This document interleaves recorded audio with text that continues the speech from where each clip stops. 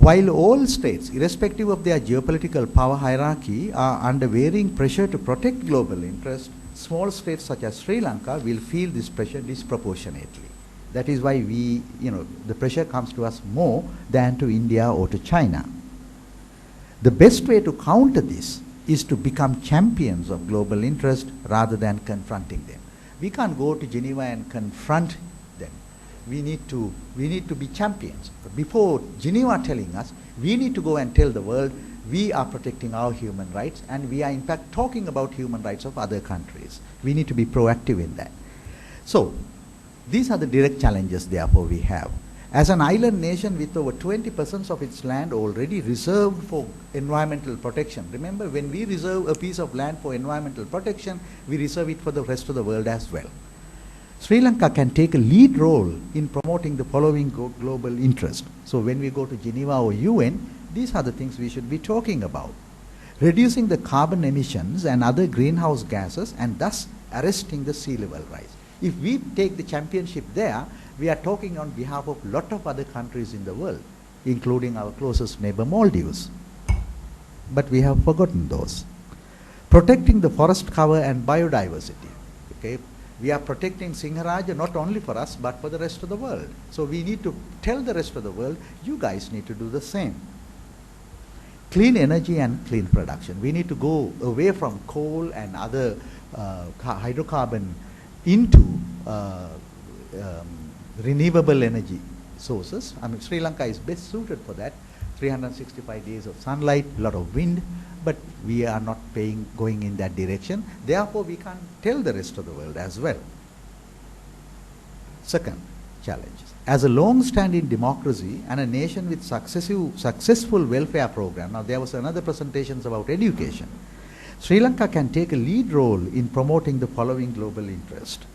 Promoting democracy. I mean, true that we have our own problems with democracy, but in this part of the world, we were the democracy. In 1950s and 60s, rest of the world in fact told the newly independent countries in Asia and Africa to follow us. Since then we have of course gone in different directions, but we can still promote our own democracy and then go to international forums and say that other countries should do the same. Promoting human rights. Whatever said and done, or in spite of all the allegations, if you look at the human rights violations that are happening around the world, we are still better. Only problem is that we get the little violations, whatever the violations that happens here get very highly publicized. But if you go to our closest neighbor India, the human rights violation in India is just unbelievable. Okay, but they don't get reported as such. Promoting welfare. Okay, whatever said and done, in spite of the problems that we have in education and health, we are one of the greatest welfare nations in the world. We need to tell the rest of the world, including India and other countries, this is what they need to do. Okay. The next. As an island centrally located in the Indian Ocean, Sri Lanka can take a lead role in promoting the following global interests. One, security of the Indian Ocean. At one point we used to talk about it. We were the champions. We were the country that proposed to the United Nations Indian Ocean peacekeeping zone. We have all forgotten about it. Then protecting the sea lanes. 80% of the sea traffic in Asia goes right few miles below Hambantota. We could take a major role in protecting the sea lanes because that is the interest of India, China, Japan, US, everybody. We can take the lead. We can tell them that we will do on their behalf. And then the Indian Ocean Peace Zone. What we need to do is rather than promoting or rather than contributing directly or indirectly to a growing Indian Ocean rivalry, we need to promote peace here. So then one of the greatest assets that we have, which we could take to the world, is we have all forgotten about it as well. As a nation blessed with Buddhist doctrine, Sri Lanka can take a lead role in promoting the following global interest. Remember, one is global peace. Okay. Because that's the Buddhist doctrine talk about. Then the intercultural and intercivilizational understanding and tolerance.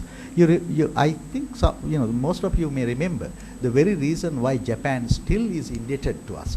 Just the other day, Sri Lanka and Japan commemorated the 60th anniversary of diplomatic relations.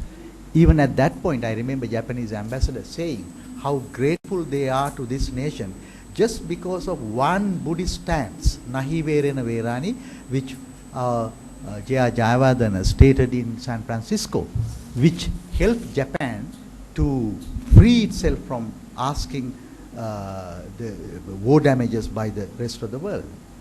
You know, these good qualities that we have, we are not using them.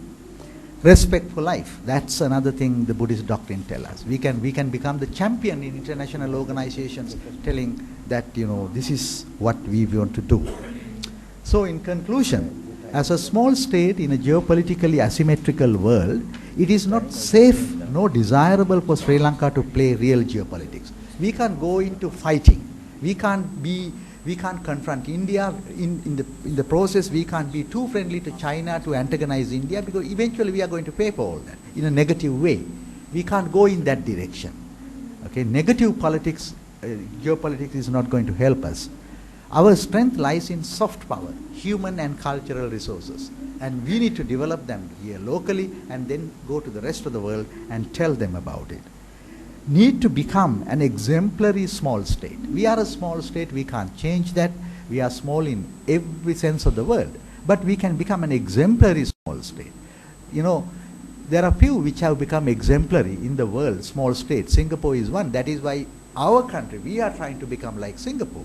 We need to hear one of these days that countries in Africa and other parts of Asia is saying they want to become like Sri Lanka. In fact, the first president of Singapore, when he visited Sri Lanka and stayed at Gold Face Hotel, that is what he wanted. He wanted Singapore to become like Sri Lanka.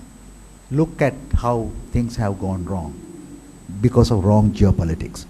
The future direction for Sri Lankan geopolitics is thus, you can put it into one simple phrase, small in power but in large in influence. To do that, a lot has to be done. Thank you.